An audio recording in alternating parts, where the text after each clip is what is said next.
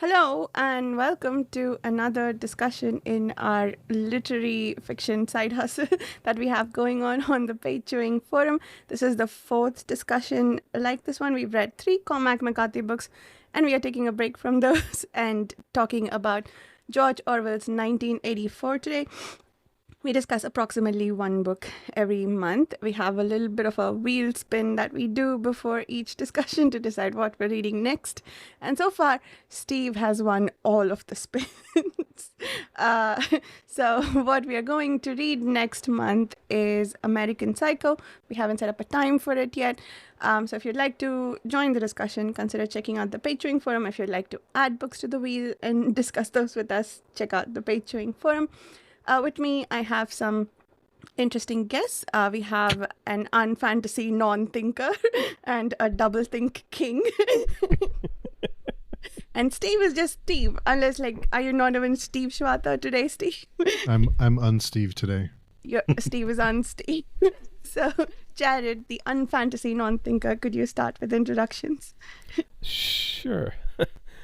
I am Jarrod, and I do run something called the Fantasy Thinker YouTube channel, where I usually do not talk about normal literary fiction books, but fantasies or sci-fi. But today, I will be talking about a literary fiction book, and you can also find me on plenty of other podcasts on pagechewing.com and Speculative Speculations.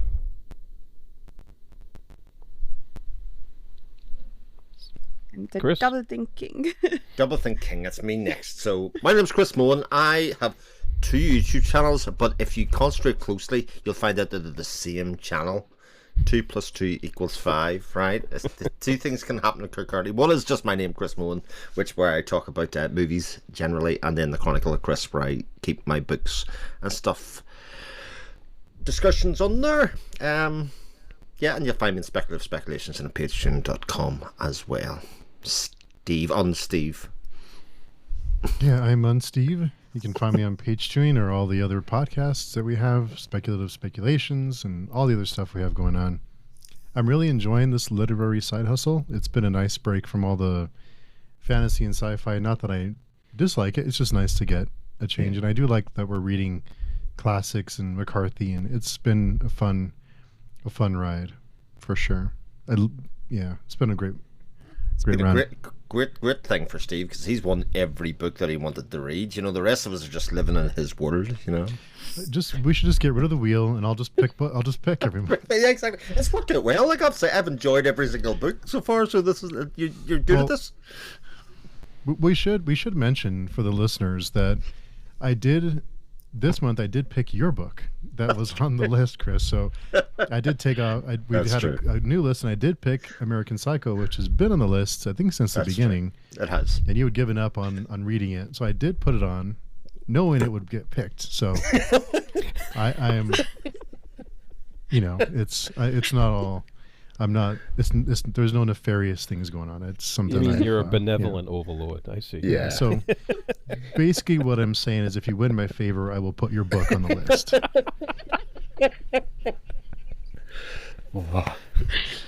I win this month. Oh God, Yeah. I'm part top of the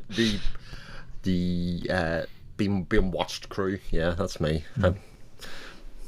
For 7 years. Yeah.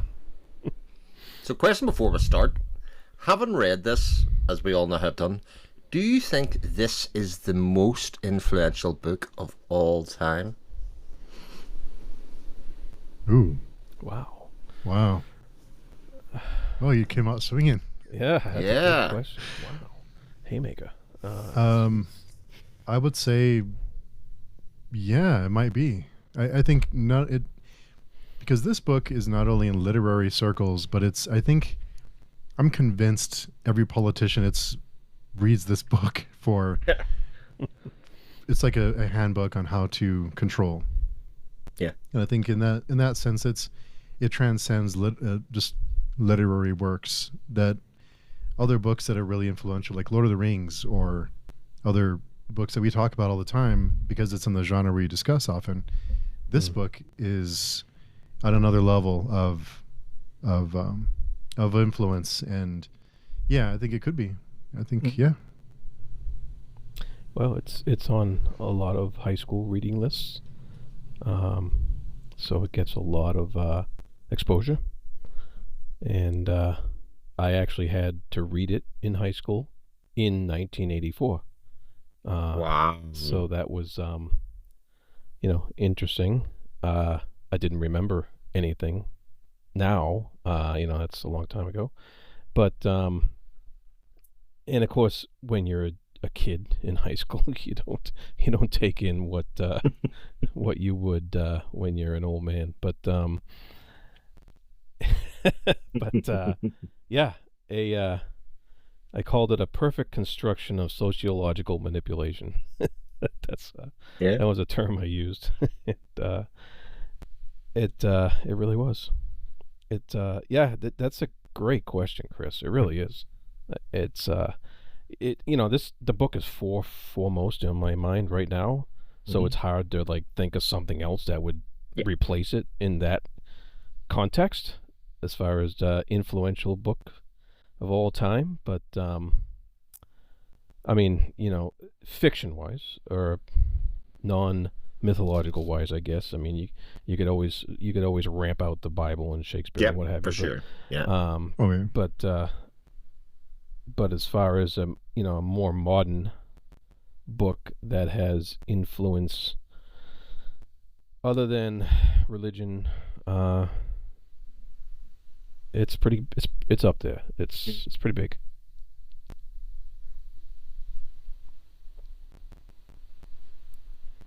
Varsha, what do you think?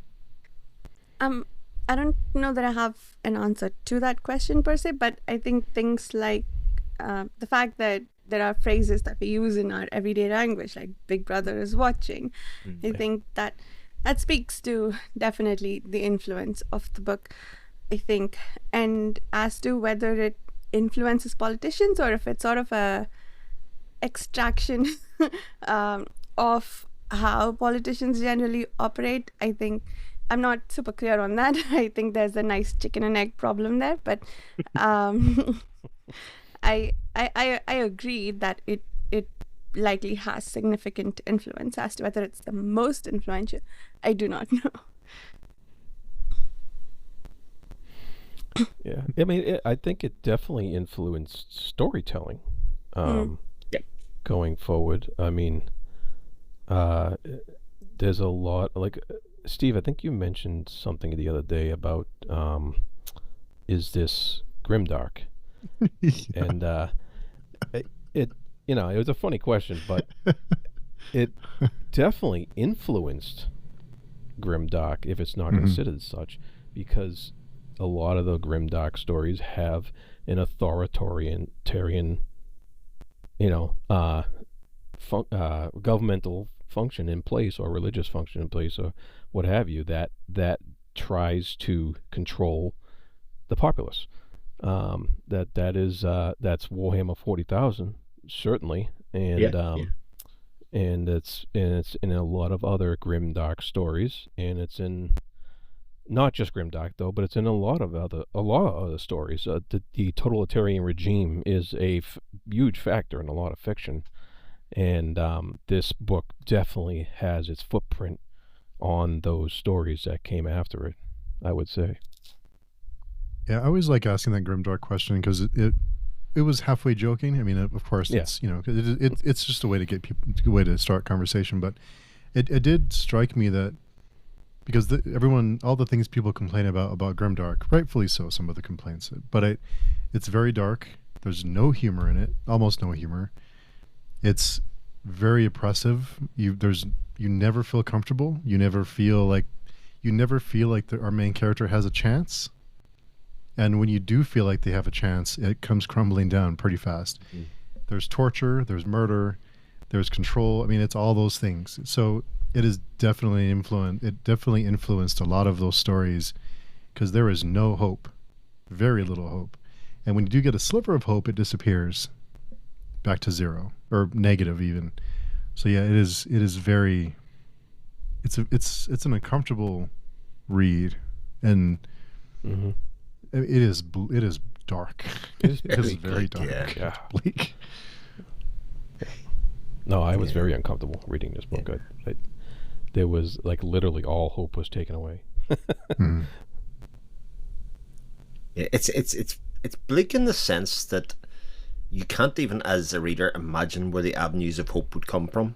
You know, they seem to have bled it and taken it away from people, and in doing so, have destroyed the society that we know, even whatever hope there is today.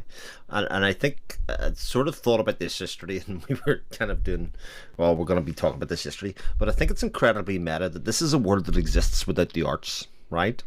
And yet this is a book that's written in our time as an arts book. There's part of the arts, and to be this influential about how to do it, it's the kind of the crux of why the arts is so important for exploring thought and exploring outcomes and exploring things that go through time and life and systems and political change that there is going, and it also does bear out the fact, and this is definitely one of those things for you if you've been alive for a certain amount of time, like when you were saying when you were in school, Jarrod, people didn't give politics a moment's notice when you were that young. You could never see the relevance of it, Not back then, no. and now you can kind of see the steps from where we are today to this book. Like, you can literally see, you know, this led to that, leads to this. Even if you look at the people within our society and how it works, it's all there, even without social media, etc., being a thing in this book yet. But it was just another vehicle, a bit like the one that we have here now.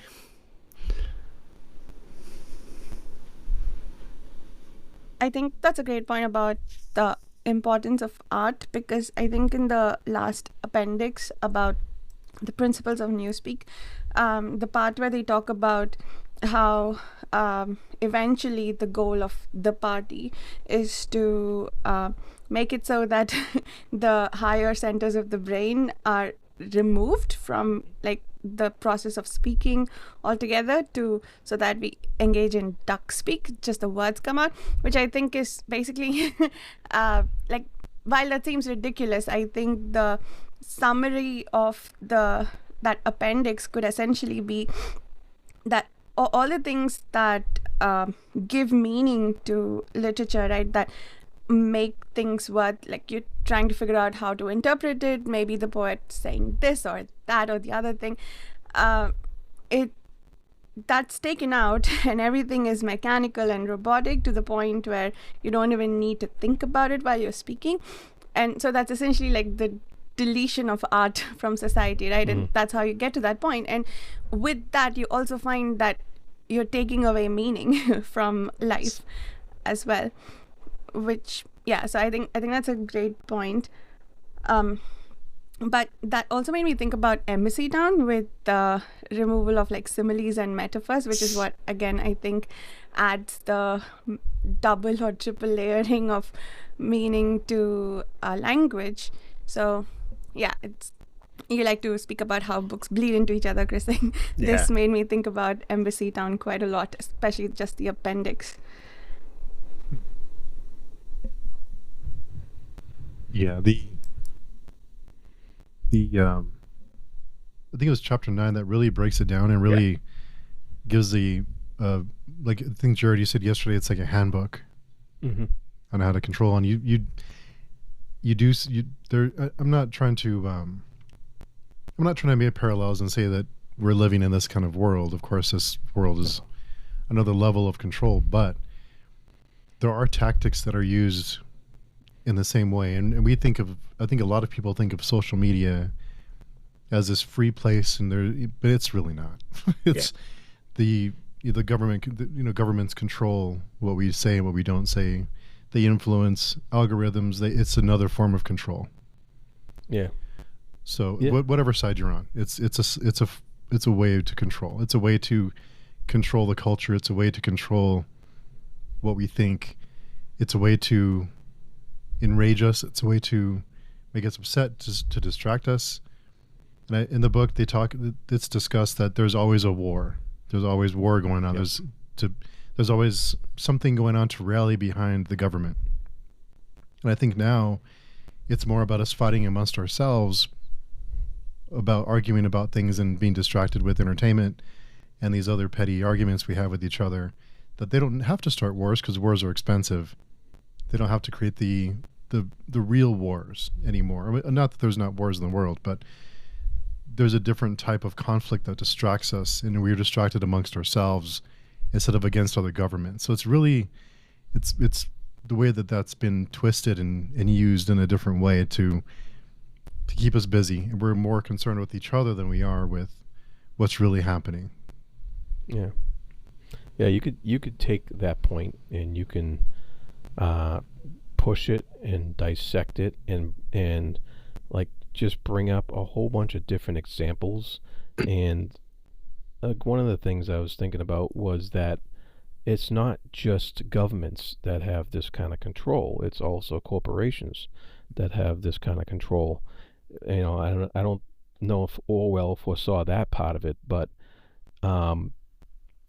it's the same idea. You know, and these corporations, the Googles and the Microsofts and so on, have all this power to direct us to certain avenues of thinking over the internet, and it's done in such a way that's subtle that even the most savvy person can still fall prey to at different times. And that's scary in and of itself, because it's a level of manipulation you don't know is being done to you. And it was very interesting to think about that as we've moved forward in time from the time that Orwell wrote this, because I know he was of course concerned with the specter of you know, Stalin's Russia, Yes. and of course Hitler before him, and he was probably also concerned about how the military of even the West was built up in a manner to keep the war machine going. It was what drove the economy. It was what made the economy in the United States booming after World War II, and what helped rebuild Europe eventually.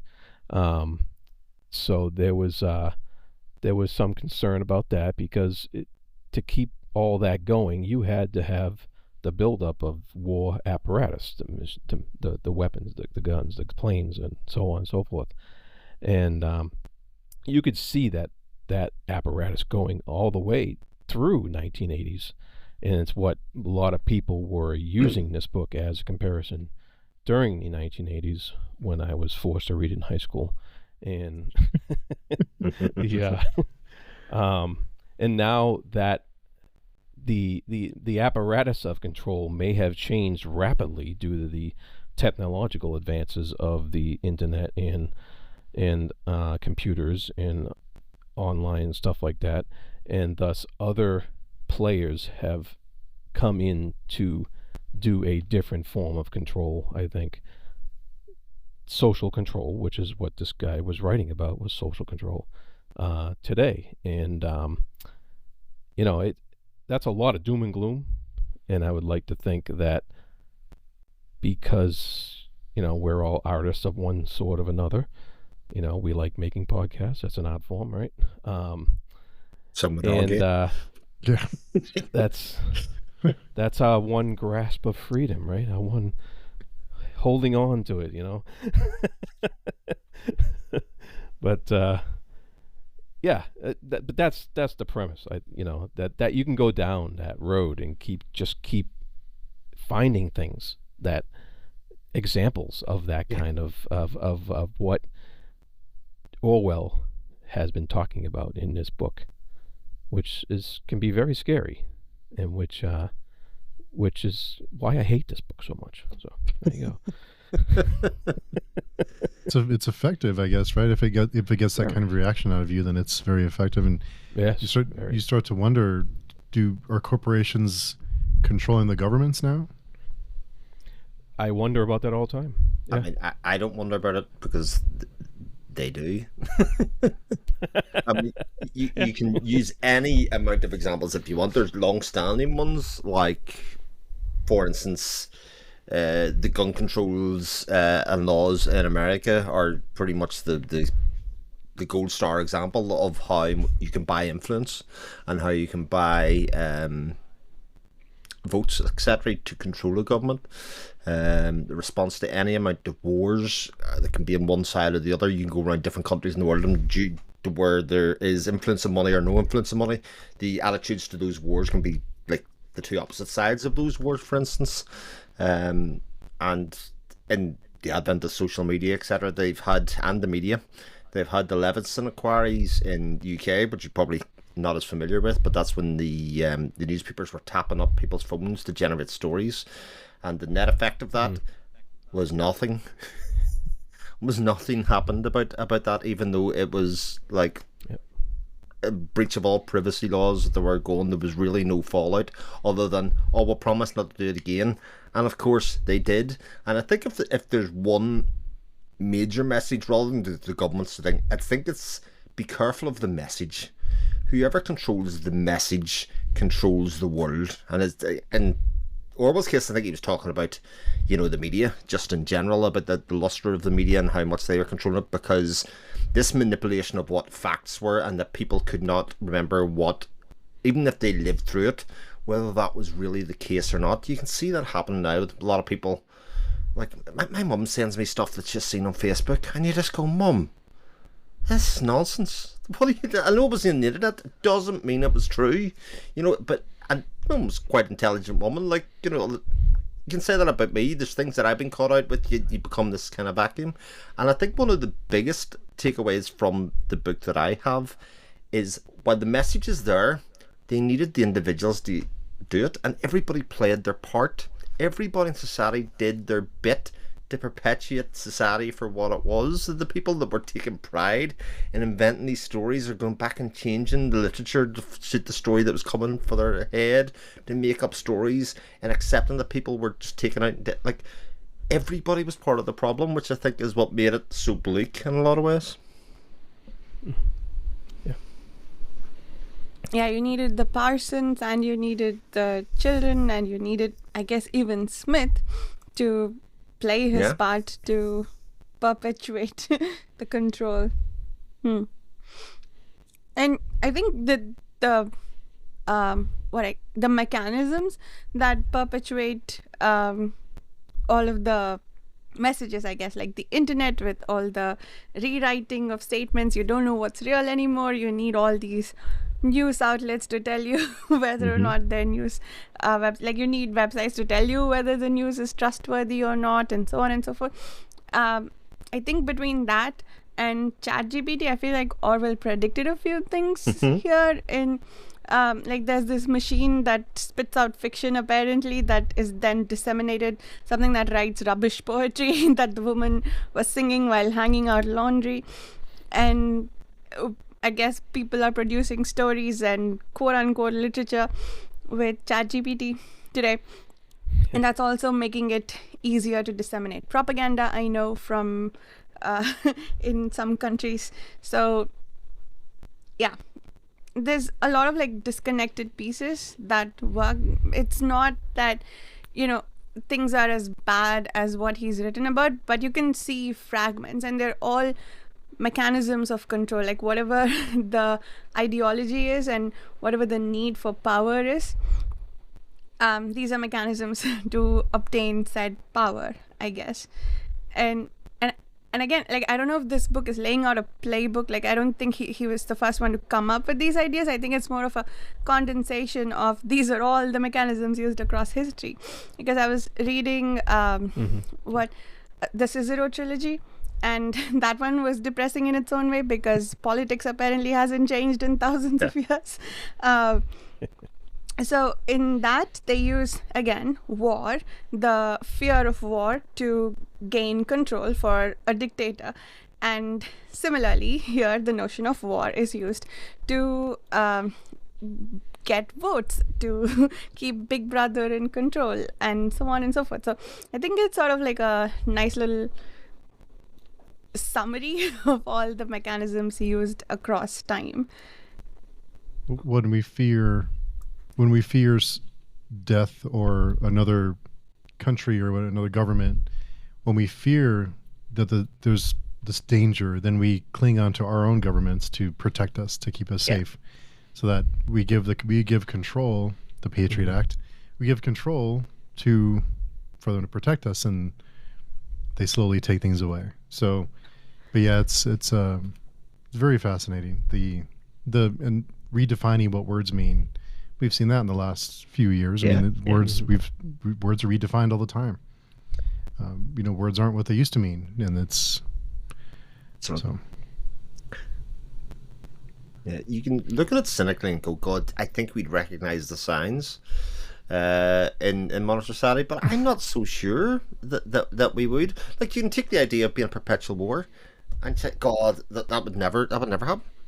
Look at Western society since 1949, or since the Second World War. It's been a constant state of readiness for war, whether it was a Cold War that lasted pretty much to the mid to late 80s. Then you had the Iraq War straight after that. Then you had the Middle Eastern wars. Now we've got Israel, Palestine, and Ukraine, Russia war. The world is in a perpetual state of war in order to funnel money in. And one of the key points that obviously Orwell makes is the fact that every stockpiles weapons, with everybody already knowing that the use of any of those weapons ever will signal the end of civilization. So nobody can ever use these weapons, but it's the threat of the weapons that is actually important in society in terms of protection, or everybody has to have their guns loaded, so to speak, just in case. It's a fallacy and and almost just this waste of money. It's like the people that bought all the toilet rolls when COVID happened. You can't rerun out of toilet rolls because that's the food's not as important as toilet rolls. You don't want to be wiping your bum with paper. What a strange time. Yeah, it was. Yeah, I think. Okay, yeah. I have a lot of questions about. There was some things that were left a little bit vague in the book, and I'm wondering. I don't want to shift gears if we're still discussing certain things. I think this is going to be the nature of the discussion of this book, because it is sort of everything and nothing in one particular thing. There's one thing I was curious about with when Winston and Julia were together. It was about the middle of the book. It seems like Winston has a realization that the rats were a way for them to. They were using rats to spy on the people because the rats were. Was that implied, or because I took it as there was a line in there about the rats were always, and Winston I think kind of stops the conversation with Julia at the time because I think he realized that the rats were listening, or that the rats were being used as a way for them to monitor because the rats were always around. Was that just me, or was that something that the rest of you noticed? So I thought that was metaphorical. I didn't realize it. Yeah, I thought it was metaphorical because rats were used to spread the plague. I mean, that's rats' most famous thing. So to perpetuate a fear in society, rats were used. So it's like almost a subliminal link in his head that the rats could be used as a pawn to spread the message or whatever.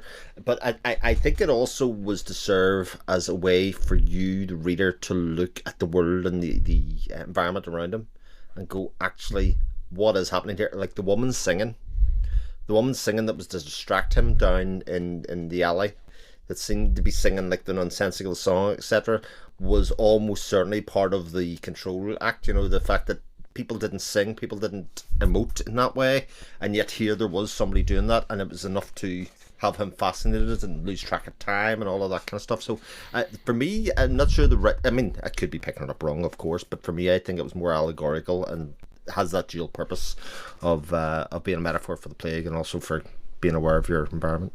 Yeah, and it has that sense. Of course, a rat is somebody who tells on somebody else, right? So that's right. It's symbolical in that manner as well.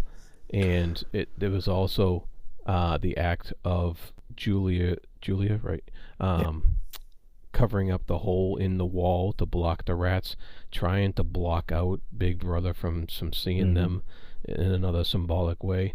And of course, it turns out they were watching them the whole time, but it was but that's how I took it. I took it as that symbology, that all that was going on. And that's a very interesting point about the rats were also the symbol of spreading things, and of course they spread information like a plague, the information they want to spread like a plague. And so that's it's pretty good. I don't think there's any part of this book that's not constructed with all that meaning into it. This book really is put together so well. It's such a masterpiece. I think you can read any part of it and get that kind of allegory out of it, that kind of symbology, and that kind of deep meaning out of that. This book there's no accidents in this book at all, and it's so well put together. That's why I hate it so much. I was going to say, you need to finish every sentence that you say here, but I hate it. Exactly.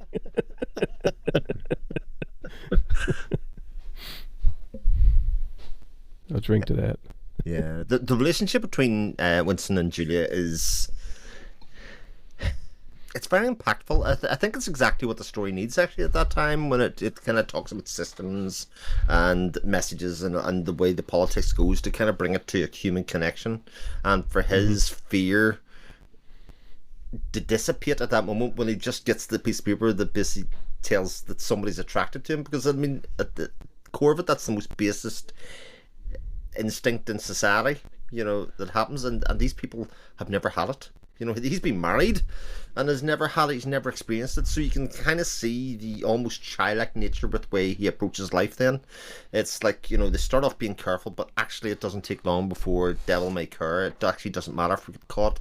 It's better to exist in this state than it is to exist without it, and that bit's so effective, and I think it's so interesting that somebody decided then to write the book from Julia's point of view, because I think that is an incredibly interesting point of view. Can't wait to read that book by Sandra Newman. The relationship was interesting. Like, I had many questions about it. Like, the way he changes his perspective on her. What you said, right? Like, it's not something that he's ever used to feeling. Just in the real world, he might, not immediately respond to the first person who comes along and says, I love you, and instead he might go looking. But he went from utter hatred to like wanting to commit some vile, despicable acts on her to, oh, I love you back, like just seeing those words.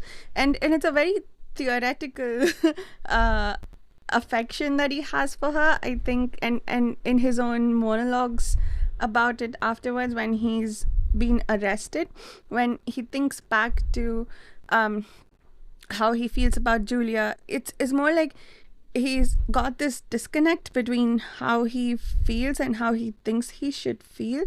So I thought that was very telling of like the rest of the time. So like he's got this one little freedom that he thinks he can take, and he's taking it, and you're right, like stops being careful almost immediately.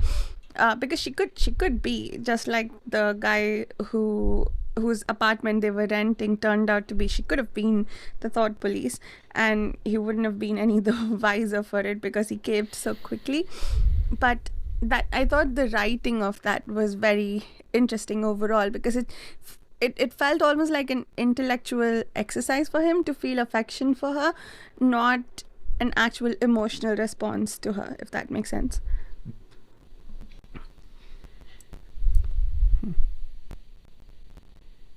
Interesting. Yeah, that relationship was interesting. I mean, it definitely served the purpose of the story to give it. That was like the one part of the book where you're like, oh, maybe there's a little hope, right? Maybe you think you kind of know they're gonna get caught eventually, but you're like, maybe there's gonna be some at least mental justification on their part in their minds for doing what they did and getting together the way they did, and going against the state. And but this and it made, for me, it made the reading a little easier going, because I was like, the first part one of the book, I was just like, oh, this is killing me.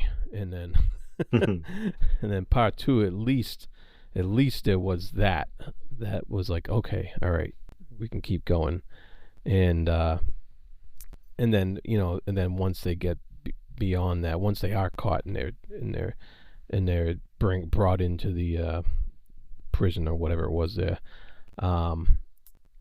then you have the downfall and the down spiral of all hope and the shattering of it, and you're blatantly shown the methods of how they shattered his hope, and they shattered his mind, and completely turned his thoughts into basically a big brother disciple. And that hope that you got from part two, that I got anyways, that totally crushed me when it was crushed in Winston. And I didn't even like Winston that much. Yeah. But it crushed me. And that's what he did so well in this book. It's just... But it was a metaphor for society, wasn't it? It wasn't. You didn't have to like Julia or Winston for it. It was like they were representative of a way of life that seemed to be dead and was crushed and oppressed. In a lot of ways, right. It was almost a metaphor for the entire book. And I think you can't help but ask the question that if you were living in that society, would it be better to live and do that for 6 months before you get caught and killed than to exist for a lifetime in the robot automaton state? And I can come down quite strongly on the fact that it was better to have lived for 6 months properly and had some sort of free choice, even if it was only fleeting and very controlled in a way, because they were obviously mixing up where they met, etc., than just going through a day-to-day drudgery of just drinking gin all day, not having any sugar, not knowing which, all of those things. They didn't know bread, all of that stuff. Like, they'd stripped everything away from society to the point that they were literally just ants at that stage. Another book bleeding in to another one that we've read, like there's Children of Time coming in. They take away the individuality of being a human. Yeah. We are the dead. Yeah, we are the dead. Yeah, indeed. Yeah. I think that's the one variable that this government knew they couldn't control is the people. Life will find the Jurassic Park famous quote: "Life will find a way." Mm-hmm. I think it's part of the human condition that we seek out companionship and love and those kind of things. So how do you control that? How do you eliminate that? I think it's probably the one thing they couldn't control as much is for people to just reject those feelings for someone who passes you a note. But I think the scene that when they get caught was absolutely terrifying. It was so well. That is one of the most tense and frightening scenes I think I've ever read. Yeah. Was it also not just a little hilarious though? Who's the grimdark person here? Yeah, what's going on, Varsha? This is not the person I thought was going to say this. No, but I think what made it funny to me was Winston would say something, then Julia would repeat it, and then the voice behind the painting would repeat it. We are the dead. We are the dead. You are the dead. Yeah. They have us surrounded. They have us surrounded.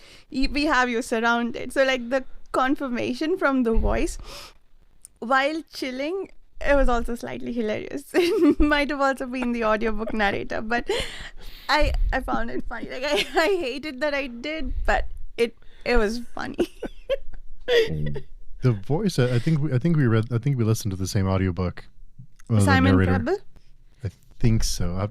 But he used a different voice for the like a really cackling voice for the.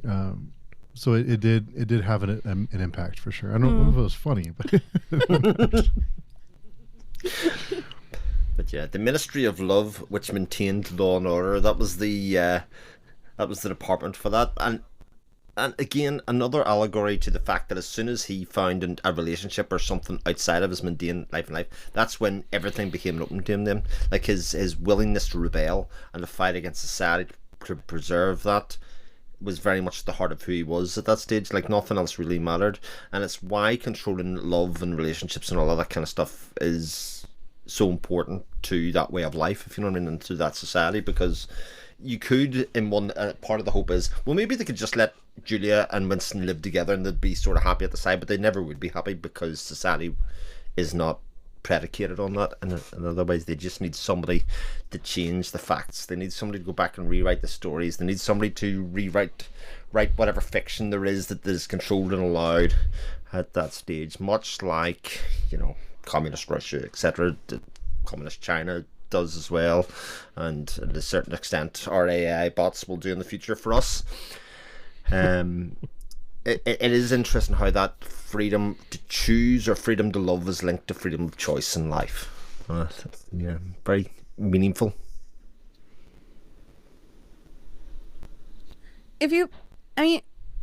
For me, the logical extreme to which this was taken, where nobody's allowed to think, nobody's allowed to like live a life, really, to the point where I think even the inner party members don't really, because Winston and O'Brien have become inner party members, but they are, you know, party stands. Is that the term the kids use? And what was I saying? So it is extreme. It feels like it's something that cannot happen, but it's not quite that. It's more the levels of control, I think, that is the commentary here.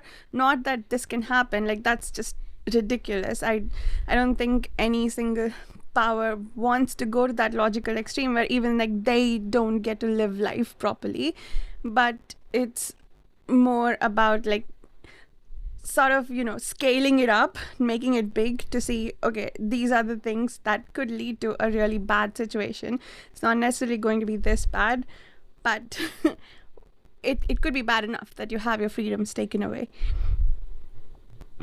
I can extrapolate that going forward, because again, I come to this a lot thinking, especially in reading first time, go, God, that could never happen.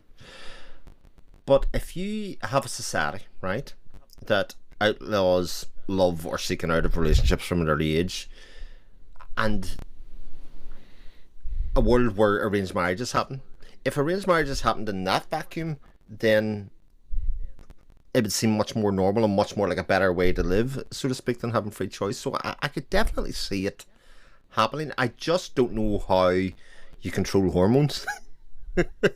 Yeah. Like hormonal control, I think, is almost impossible. That's where a lot of crime actually comes from in our society, even as it is, especially around sexual assault and all that kind of stuff. Is the fact that repression of people's base being it happens, and that's really the bit that wasn't explored in this book at all. There was no crime that happened, and like, okay, I get that you mightn't see it, but this place would be rampant with crime.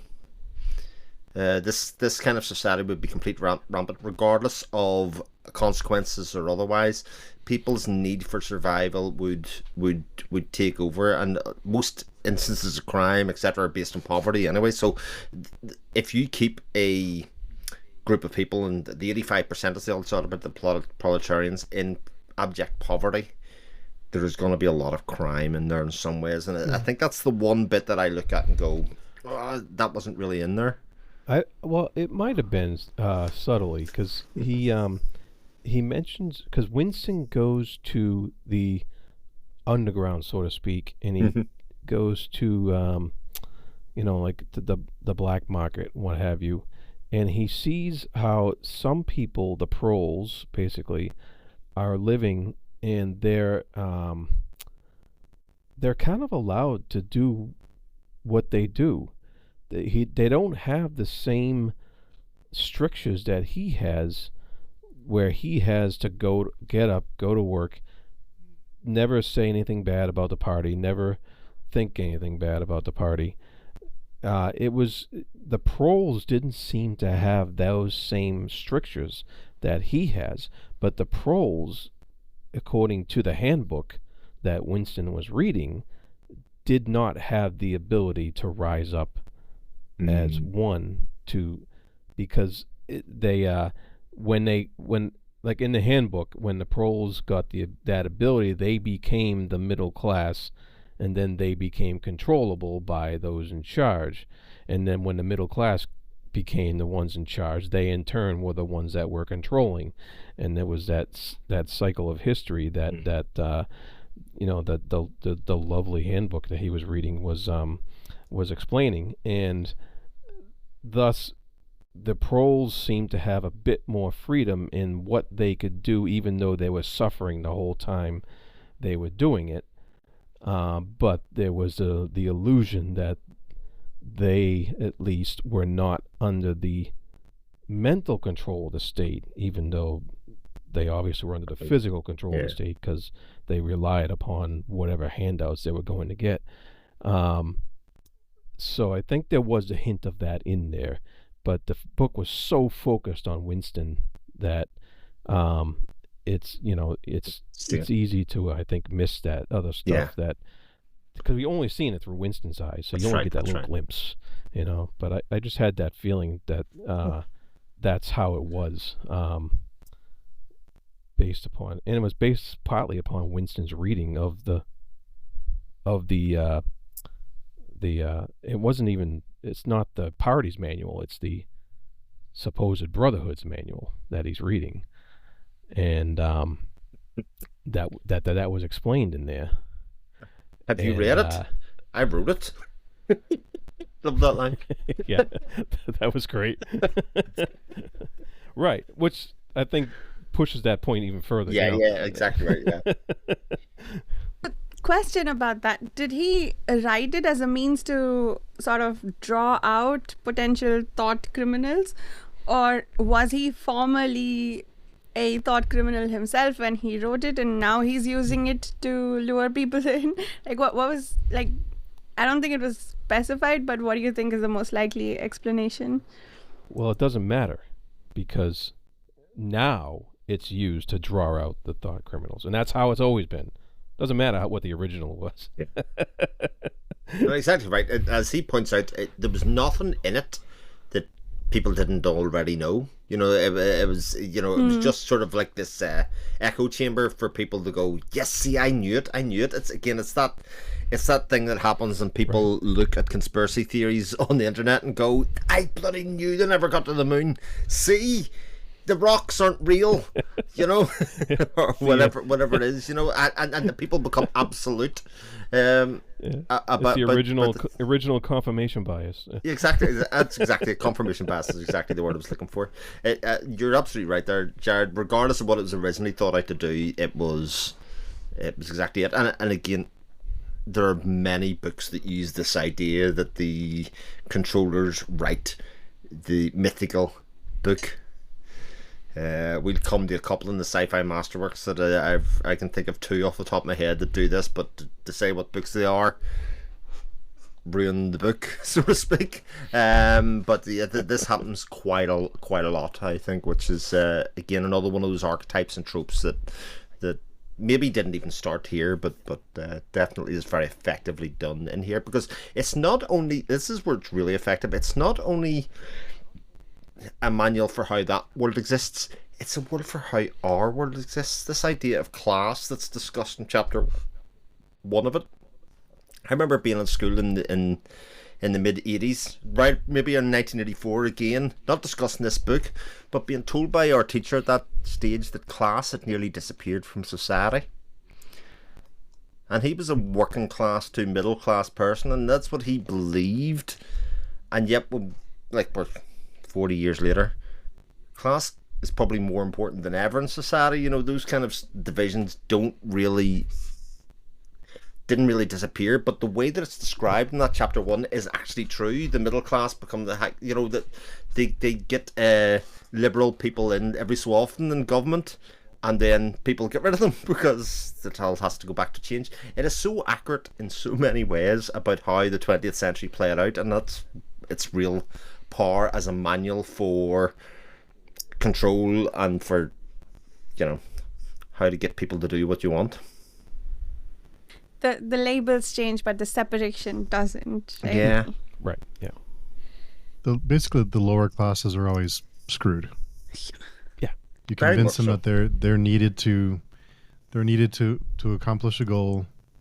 You use them to accomplish said goal, and then you throw them back, and you exert your control over them again, and they go back to having no control and just being pawns for whatever control there is. It's wild. This book is wild. The one thing that they have in modern society as a get out clause for anybody is education will be your savior. Like, it might be, as it turns out, in our case, it actually, the way society is now, it might take 2 generations before that actually changes for you. But education and getting your kids then educated is the way kind of to progress out of society. But this book makes the point that they took that opportunity away from the proletarians. They kind of made them think that education wasn't that important. There's no point even doing it. They're limiting their vocabulary. They're doing it all. They're taking away the arts. They're taking away their expression, needs for expression, and just getting them to kind of live in slums essentially. And to Jarrod's point, kind of do what it is that they want or need within their own society, but without affecting any of the bigger stuff around it.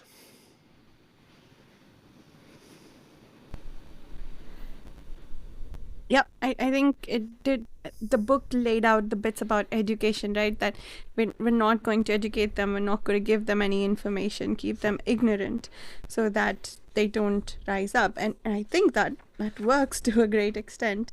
And that is the playbook of the organizations over the centuries, right? To leave the masses uneducated, or take away information, or ban books, whatever it is. Or like, change information, yeah. Yeah, change information, yeah. Yeah, on that point, Varsha, I have a book here called Hijacking History, and it explains how the Christian right is teaching history and why it matters, because they're basically they're following the playbook of 1984 exactly, with places like Bob Jones University, who teaches specifically that the Civil War was only about state rights, and they teach specifically that they downplayed Jim Crow laws, that they didn't really happen the way they taught they happened, and it teaches specifically that it was one other thing that they pointed out, but it's a great book that points out all those things, and it's invasive in the homeschool sector. These books that they print, and that's where they're starting, and they're forcing some of these altered history books into they get them into all the religious-based schools, but they're trying to get them into public schools as well. And it's pretty scary when you read that, because it really sounds a lot like 1984. There's always been Seems any like number. yeah. Sorry, I'm Steve. sorry. Go ahead, Chris. Sorry. No, go ahead. There's been a couple of moves over the past 20, 30 years to change what books people read in schools. Like there's been a case. I'm sure it's happened in Britain, and I think it's happened in America a couple of times, about people's desire to read certain types of fiction, or the fact that we should be reading certain types of fiction as part of an education. Oh, the book bannings have gotten out of control in the United States. It's really bad. I think it's there's just so many different angles and so many different people vying for control in what's being taught and what the control over culture now is more important than education. But I did have a question about Winston, and I'm curious. They go through all this trouble of re-educating him, torturing him. He goes through this whole gamut. He is pro-party by the time He's, of course, he submits. He lasts longer than I thought he would, or than I think most people would. He goes to room 101. He seems like he's drank the Kool-Aid. He's part of the team. Why kill him? Because, I mean, they could keep him employed. He could be someone that they can use for their own goals. He's submitted. So is it just a matter of these people disappear and never come back, and that's what everyone on the outside sees, that Winston disappears and he never comes back? Or is that more valuable than to eliminate him, than to have him reintroduced and have him spread the word of the party?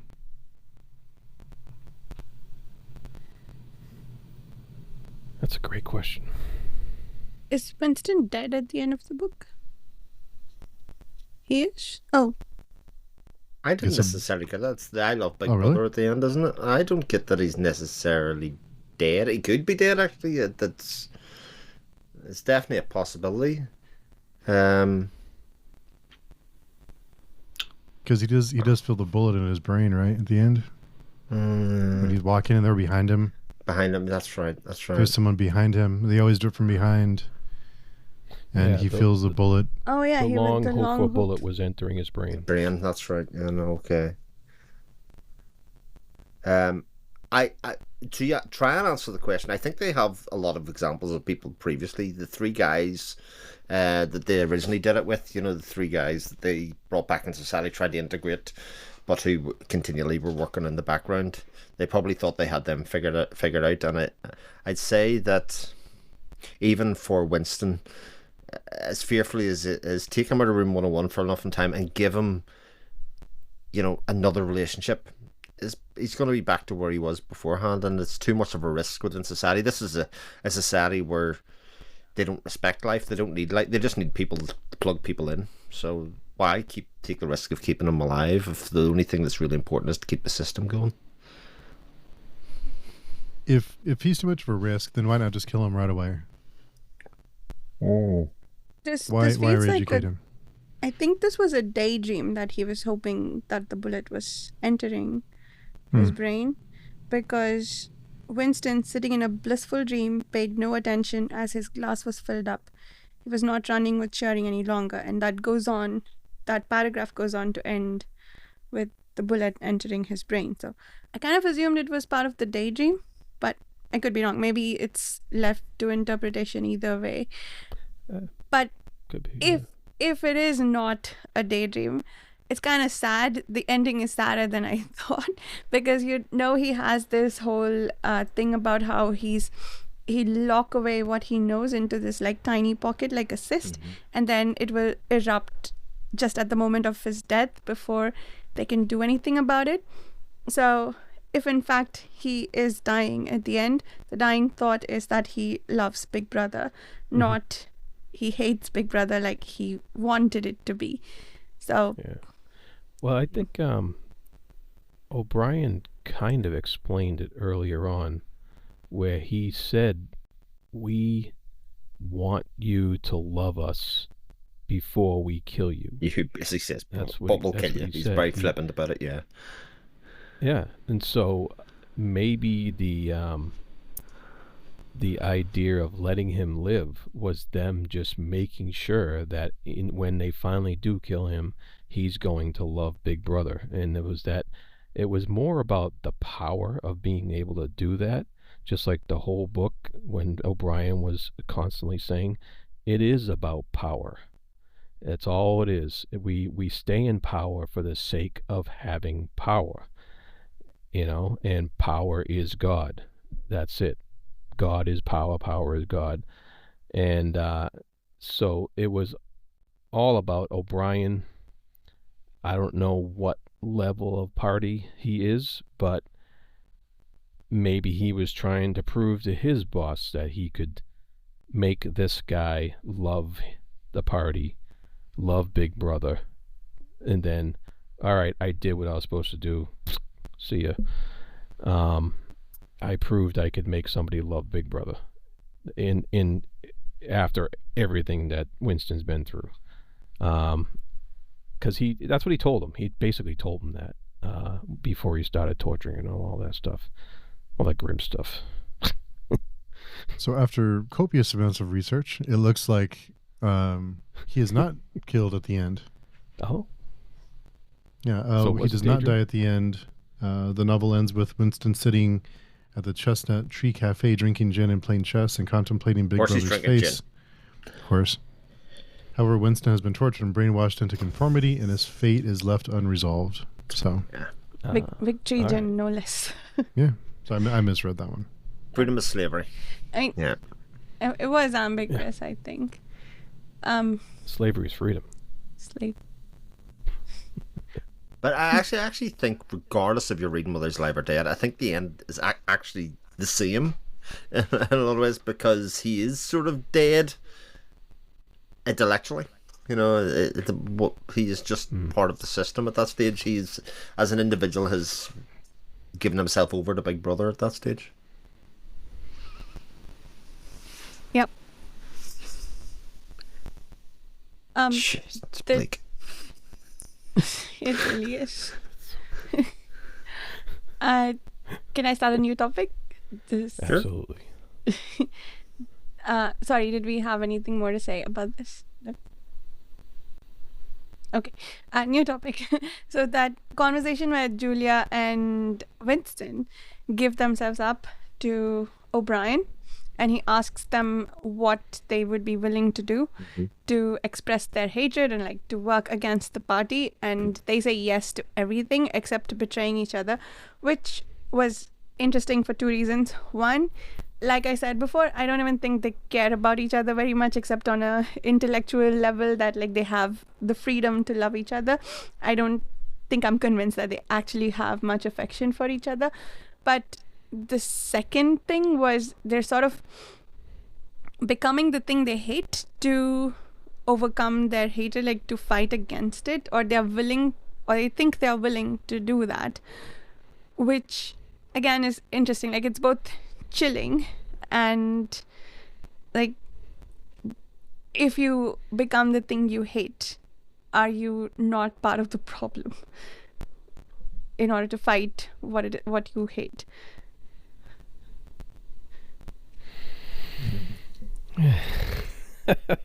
And to tack onto Another good that, there is that bit where he's in room 101, he's getting tortured, and he says, Winston says to O'Brien, I didn't give her up, even though he did in a lot of ways, but O'Brien sort of accepts it. You know, it's that idea of, what do they mean by giving each other up? Like, it's that idea of freedom, isn't it? It's not actually the person, it's the idea of, I'm not giving up the idea of love, or of wanting love or seeking love. That's the bit that I'm doing, regardless of the person.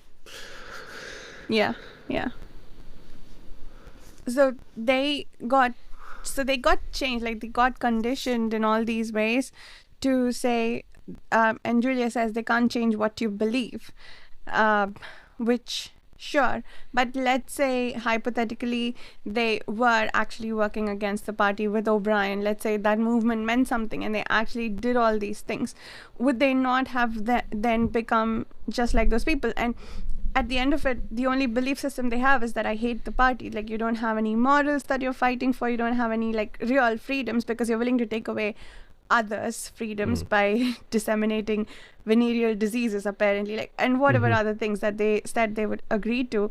So it's not even like a core ideology they're fighting against. And I think Julia is an interesting parallel to that as well, because what she hates is not the same as what Winston hates. Winston is chilled by the fact that the past can become undone, that there's no concrete reality outside of himself. But Julia just doesn't like being controlled, which similar but different, I think. Yeah. No, that's a great point, Varsha, because when they thought they were going to the Brotherhood to change, to give themselves to the cause of overthrowing Big Brother, they were pretty much promising to do all the same stuff, all the same bad things that the party does to people anyways.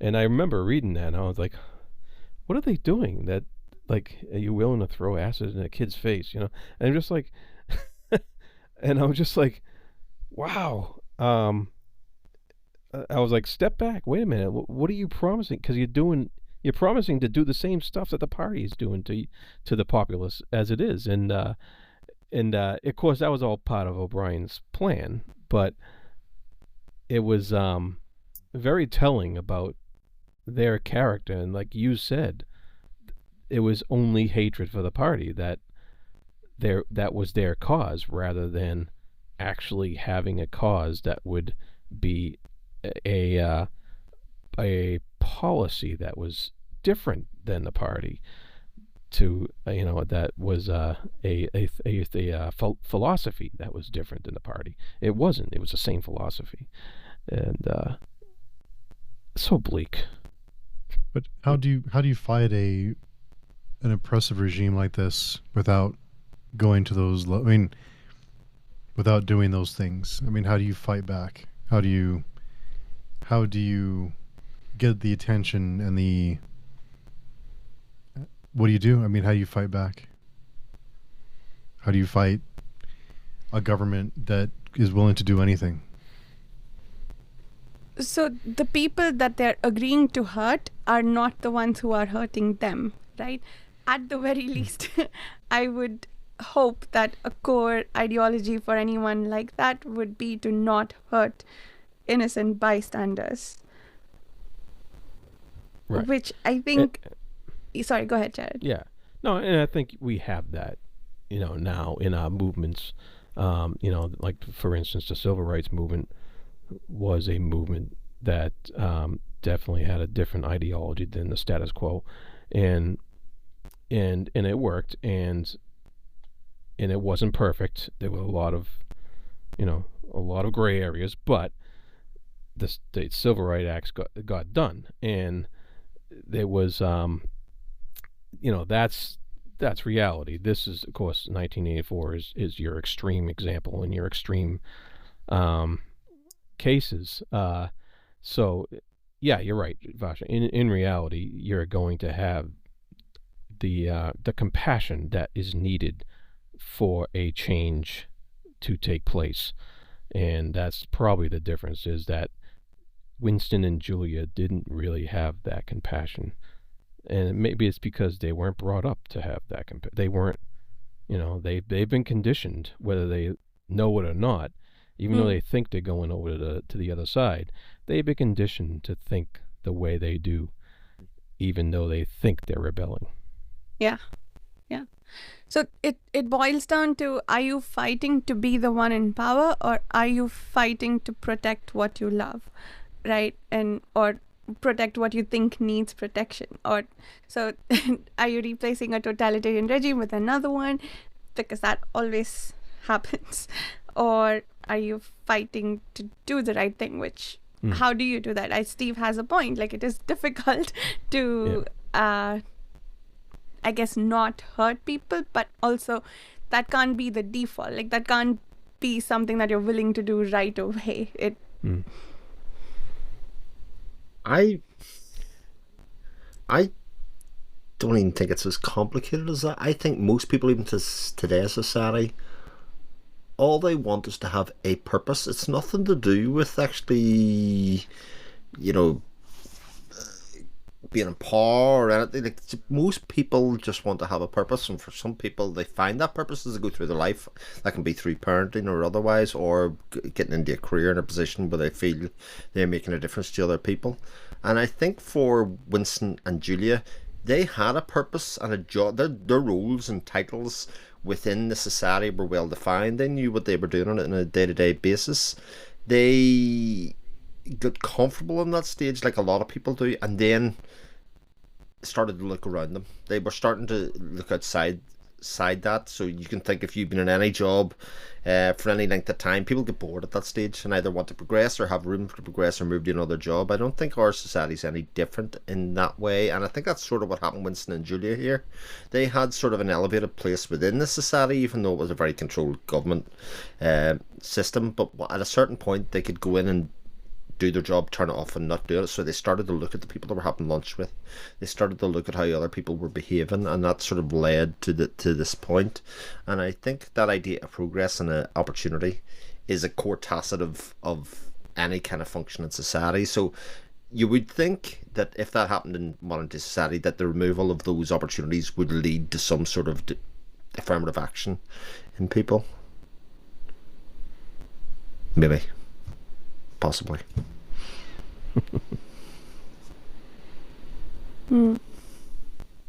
That's interesting. Yeah. And actually, just to add to that, affirmative action.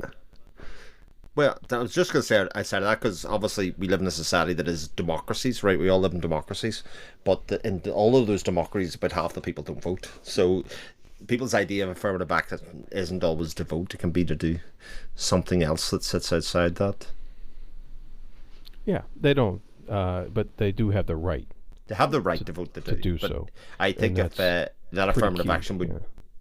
would not probably take the form of a vote is what I'm basically going, because a lot of people are disengaged with that kind of stuff. But who knows? We are not quite at that stage yet, I don't think. Yeah. No, we're not. We're actually not, and we're actually, you know, if you look at actual data, society's actually doing quite well. Yeah. Oh, data? What do you mean, like the numbers? Or our foodstuffs have went up 3% last month. the fantasy data that presented. Price of chocolate went down. Price of chocolate went down, even though it went up. Yeah. Yeah. Where is the data from? Well, yeah, that's what you got to worry about, where the data is from. But you know, if you can look at reliable data, however you get that reliable data. Reliable data. And if you look at you know actual crime statistics on a greater scale basis, compared to like 100 years ago, it's way down. It you know, and stuff like that, diseases and stuff like that. It even with COVID, it's still way down, and that's, you know, medical advances and all that stuff, all the technological advances and stuff like that. It's not. It doesn't mean things aren't bad, because things are bad, but they could be much worse, and you know, so all we can do is try to progress and make things better as a society, and you know, when we do podcasts like this, I think we're doing our job, right? Sure.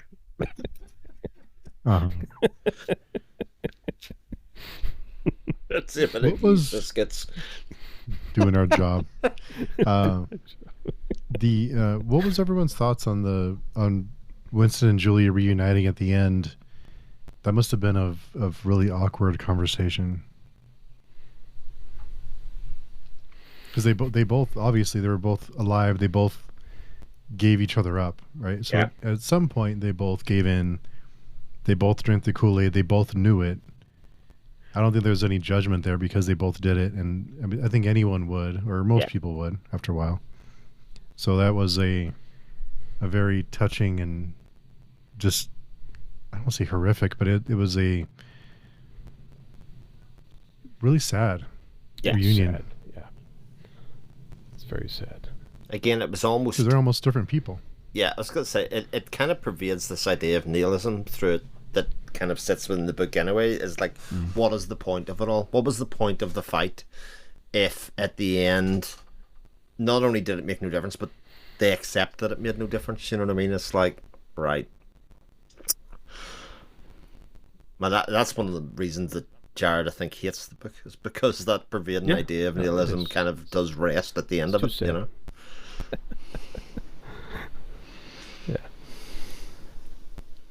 Yeah, that's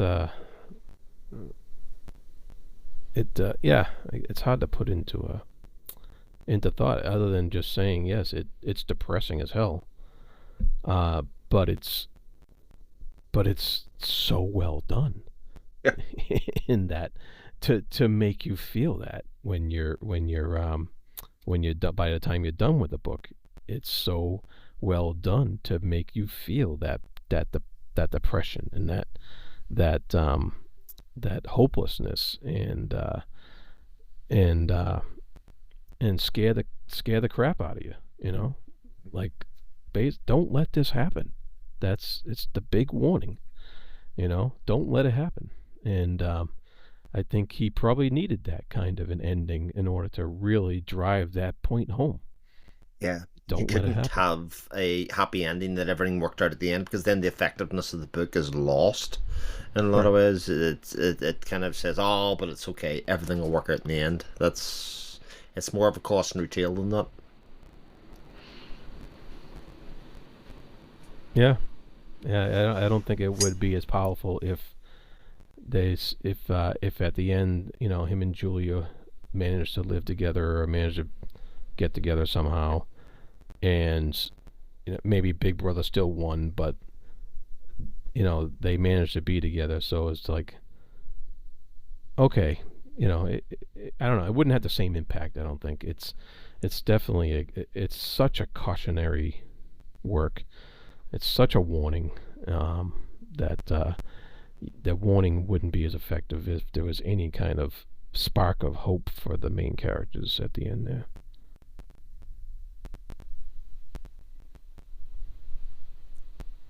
This book sucks. I hate it. It is a hard book to review. I haven't actually watched your review yet, but I don't know how I feel about it either. I mean, it's a brilliant book. It is an extraordinary book. And back to that conversation that I've seen happen on YouTube. How do you rate this book based on enjoyment? Because can I say that I enjoyed this book? Shit, no. I mean, this is not an enjoyable read in any way, shape, or form. Fascinating? Yes. Thought-provoking? Sure. Yes. Oh, yeah. Gets you interested in things and makes you look at society in a different way? Yes. So, how do you judge this book, other than to say it's brilliant but I hate it, which I think is actually a great review. That's what it was. Yeah. It's a masterpiece. It really is. Hate it. Yeah. Would you recommend somebody read it? Yes. It's mandatory. I think everyone should read it. At That's why they make 16 you read or it in wait? high school. Yeah. No, I That's think the it's just question. to wait. Yeah, I think I it's would- you don't. Yeah, I mean, It meant absolutely nothing to me in high school. Like, absolutely nothing. Yeah. Gone, in and out, done. It meant nothing. I read it when I was early 20s, I think, in my early 20s. So I It's didn't about get it 2 then years ago, either. Varsha, I hear you. Oh, come on. Not like the cynical old bastards that is. Yeah, I didn't get it then. As in, it read to me a lot like what's the other dystopian I read around the time? Hunger Games. The Handmaid's Tale. Oh, Handmaid's Tale, Oh, yes. Handmaid's Tale, whatever. And that, again, like, yes, it is pointing to problems in the society, but that logical extreme probably never going to happen, right? So this felt a bit like that, but now it was more chilling because a lot more things felt like they're happening right now. Yeah. And it's not like there's one central organization that is doing all the things that are being described in the book. It's distributed. Like you guys pointed out, there's organizations, there's governments, and there's parts of the internet, I suppose. But across all of them, the control on people is getting to completion, I think. Close enough, perhaps. But on the subject of, I think, what we were talking about a bit earlier, about doing something or affirmative action, as you put it, Chris, I really liked the beginning of the book. Like, I think it was in the first chapter when he first started writing the journal, and he wrote, "To the future or to the past, to a time when thought is free, when men are different from one another and do not live alone, to a time when truth exists and what is done cannot be undone." I really liked this section, so I'll give you some context around why I liked it. There is one reporter in India whom I really admire. And for those who don't know, the Indian media is basically under the government's control right now. Like, they spend 24/7 praising the Prime Minister Modi. and the government, Yeah. except for some reporters who had to leave their networks and they now do reporting on YouTube. So this reporter won the Max Essay Award, and as part of his acceptance speech, he said, not all battles are meant to be won. Some are fought just to let the world know that someone was on the battlefield. And this reminded me of that, like someone was there noticing that things are wrong. So I really appreciated that beginning of the book. Yeah, good point. That's cool.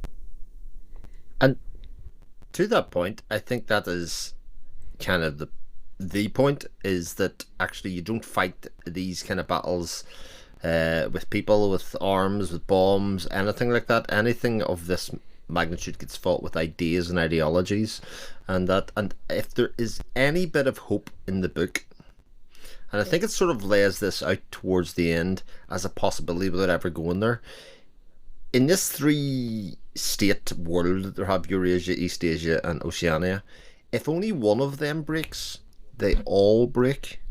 You know, it is contingent on the 3 of them being in this state of neutrality, or, you know, nothing happening. They're sort of locked up with each other.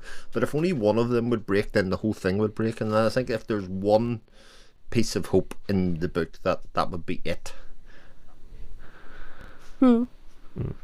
Yeah. Well, so we're told. So we're told.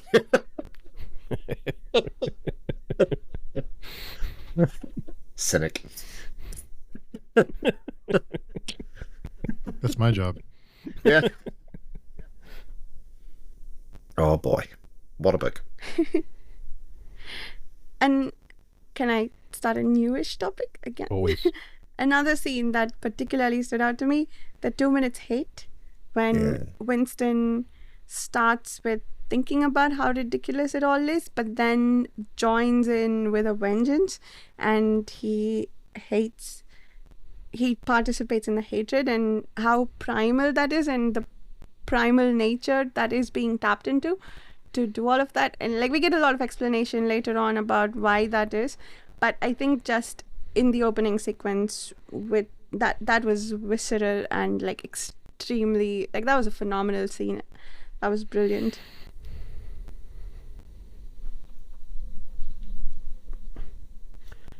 Yeah, and I like how in many aspects of that, hate was the more powerful emotion for people going forward in this book, and until he falls in love with Julia, and then that becomes the more powerful emotion driving him forward. And it's like the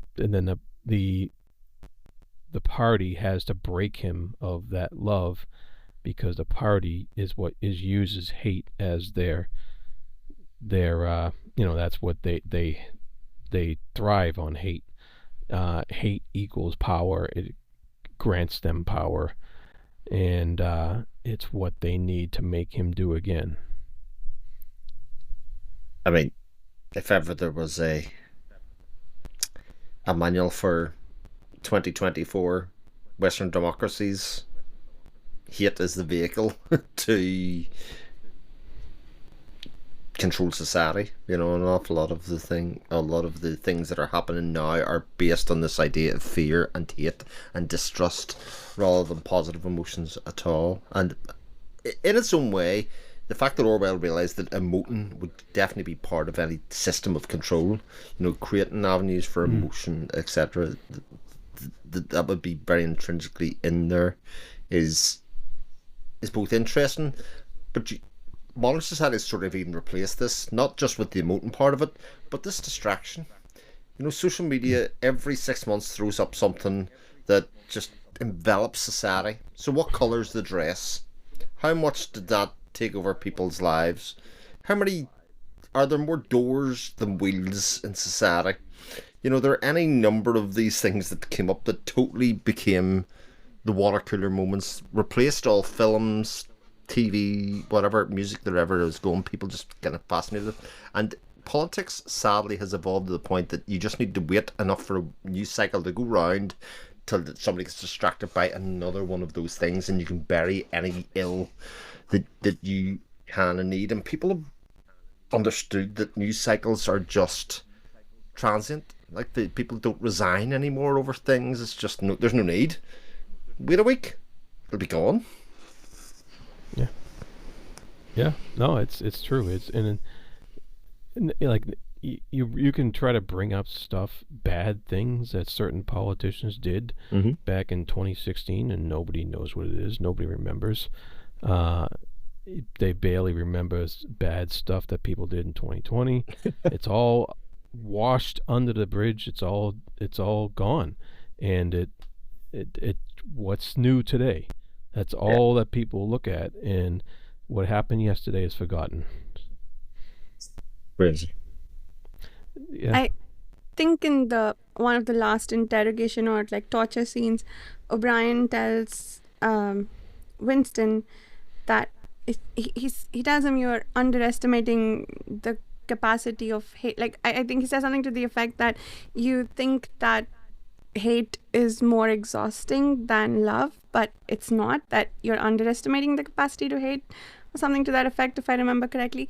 But and I was kind of disagreeing with that, but yes, perhaps hating one thing is exhausting, but if you keep changing what you present to people to hate, I think then you can keep probably milking that for a long time.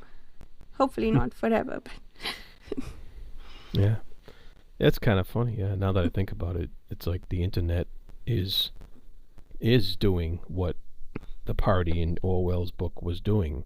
yeah. For sure. The internet is erasing the narrative of what happened and replacing it every day with a new narrative.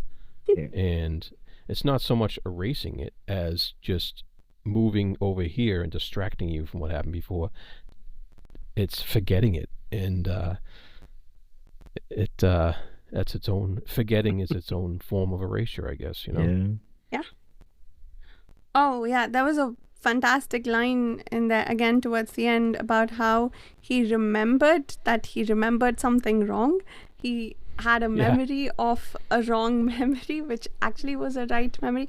But yeah, even just memory as history, and that in and of itself is so fallible and can change so easily. And for that to be the last bastion of like hope to hold on to what is real history, I think that I think was another very interesting exploration in the novel. It's frightening. And lastly, for the topics I had, Winston and his mother, what did you guys think of that whole backstory with Another happy story.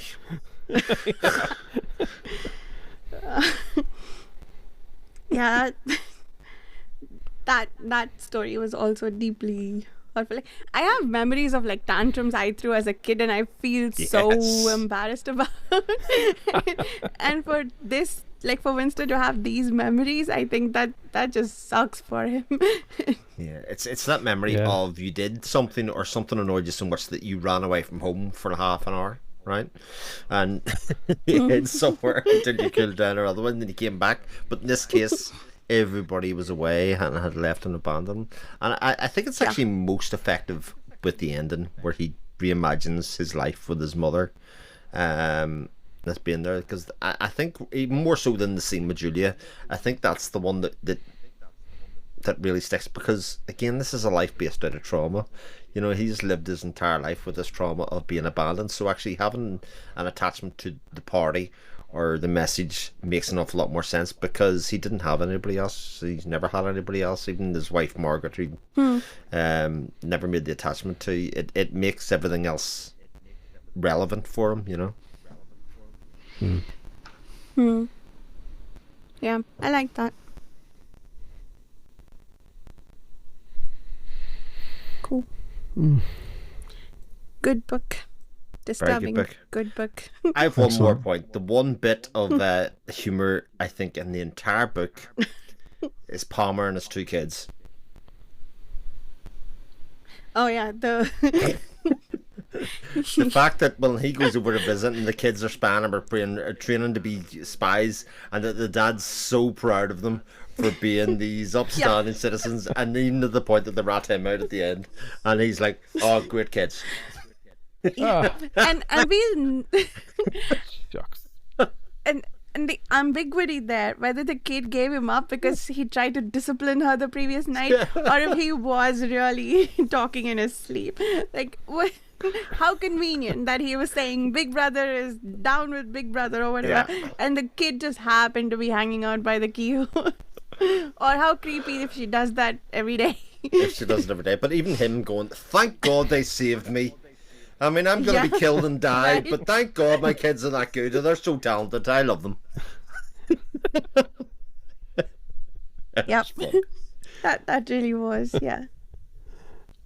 Oh man. Bleak. Like, Because you could say that about anybody, and they drag them away probably. Yeah.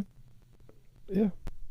But that breeds distrust amongst the citizens. So you're constantly afraid. Another form of control. Because your neighbor says, "I heard him say in his sleep," and they'll come and drag you away. Room 101. this is a fear that Steve Oh, yeah. has. Yeah, could be. Oh man, that rat scene was terrifying. I hated it. I share Winston's fear of rats. I did not like that. I did not like reading that at all. Yeah. That was pretty gruesome scene. Yeah. It was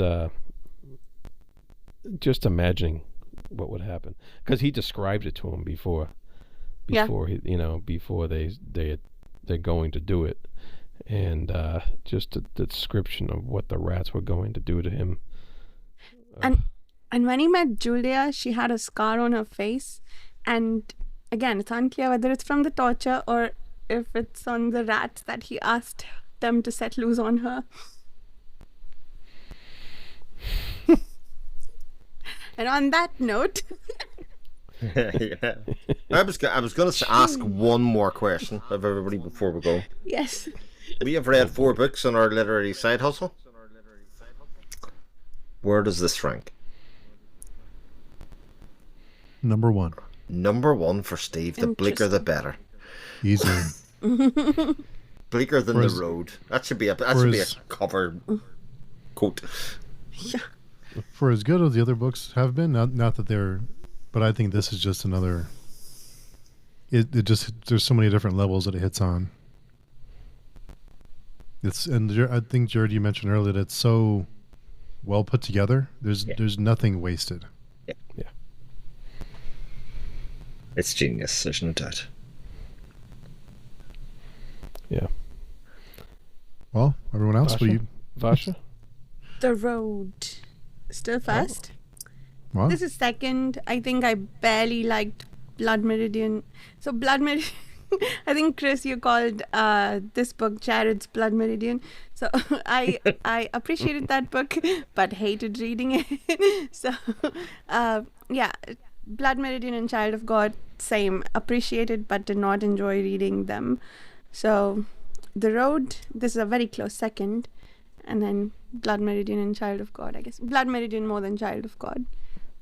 So, a little bit of a tangent. I was listening to an interview of James Franco, who, for some reason, adapted Child of God. and he apparently had a conversation with McCarthy and asked him why he wrote it, and apparently McCarthy said, must have been for some reason or another. So he didn't have an answer then, but I don't know. Anyway, I just thought that was interesting. Chris, what are your rankings? I have no idea. I genuinely have no idea. This is apples against oranges. If I was to rank them on enjoyment, Road would definitely be number one. Then probably Blood Meridian, and then 1984, and then Child of God. But that's harsh. I like Child of God a lot. I know I'm the only one that did.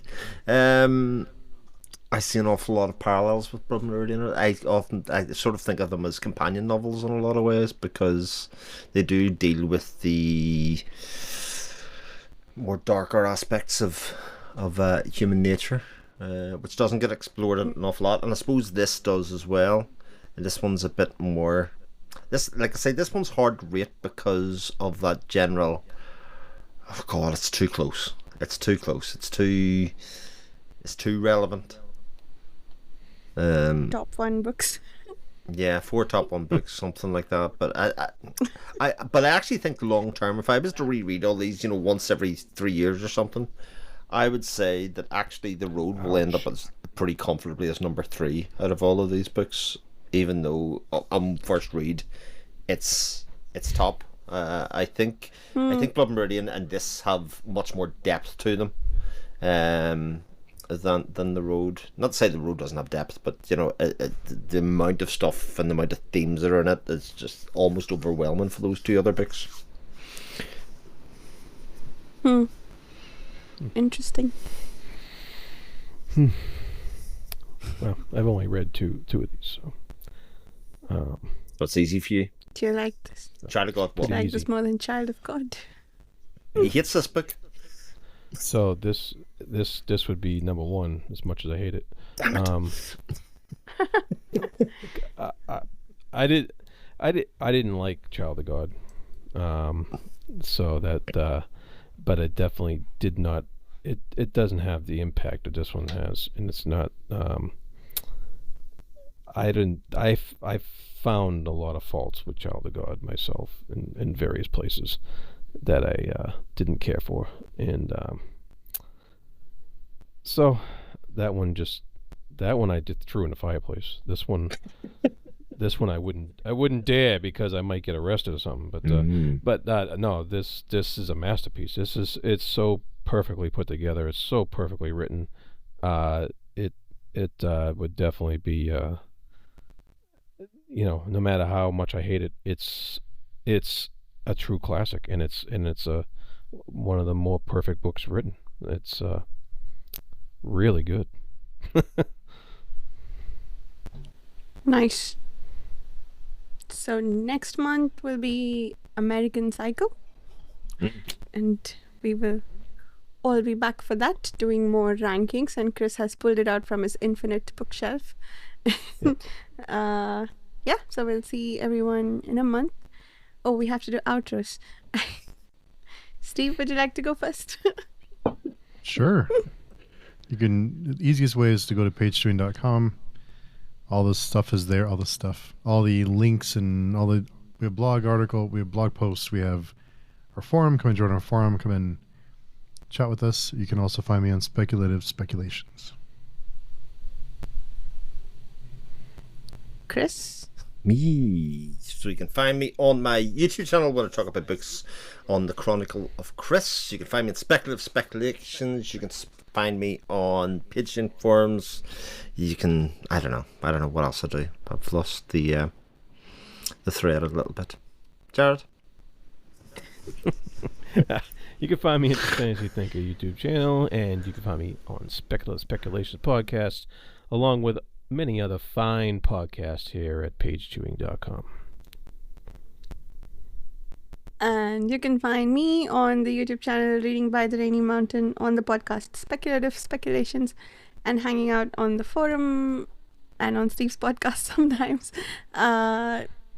yeah, if you'd like to join us for these or any other of the many reading groups we've got going on, consider checking out the Page Chewing Forum. We will see you in a month. Thank you so much for listening. Bye. And remember, Big Brother's watching you. Yeah. Important note. See you soon.